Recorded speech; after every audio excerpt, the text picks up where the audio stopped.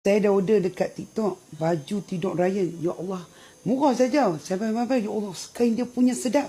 Material dia punya lembut. So nak bagi tengok, jom. Ryan dah basuh dah, pakai dah malam ni. Nak tengok tak? So, jom.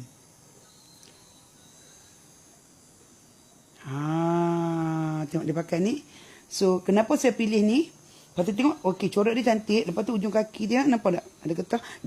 Don't touch my camera. Hewa. Can I show your shirt for a while? See? Hello. And tengok pergelangan tangan saya. Show mami. Boy. So kalau you all nak yang ni, murah je, satu set. Okay, saya beli dua. So sekarang ni saya nak beli banyak lagi. Pasal apa? Ryan pakai size 150. Pasal dia memang comfortable gila material. So okay, sleeping time. Go. Right, ni dia dalam bilik dia.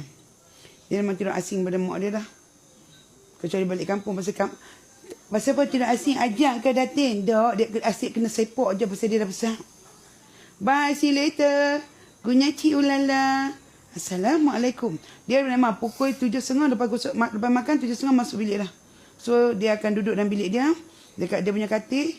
Layan TV dia. Okay. Kalau dia dahaga kau semua everything ada dalam bilik dia. Peti air dia semua dekat sini. So yang ni, yang the letters. Okay. So kadang-kadang tengah-tengah malam tunjuk dia bantai ni. Dia buka sendiri. Alright. Siapa nak tahu pasal coklat favorite Ryan pula? Okay. Anyway, baju tu saya letak link kat beg kuning. Tolong beli mak-mak, murah, kain sejuk elok. Bukan kain keras. Okay. Assalamualaikum.